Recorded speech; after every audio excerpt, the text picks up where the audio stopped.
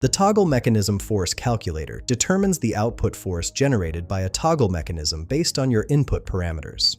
Let's explore the three input fields. First, we have input force fin, where you enter the force applied to the toggle mechanism in your preferred units. Next is toggle angle theta, which represents the angle between the toggle links in degrees. Finally, there's link length L, where you specify the length of the toggle arm links. For this demonstration, let's walk through a typical calculation. When you enter your values for input force, toggle angle, and link length, then click Calculate Toggle Forces, the calculator processes these inputs using toggle mechanism principles. The results section displays the calculated output force, which represents the amplified force produced by the toggle mechanism. This output force is typically much larger than your input force, especially at smaller toggle angles, due to the mechanical advantage created by the toggle configuration.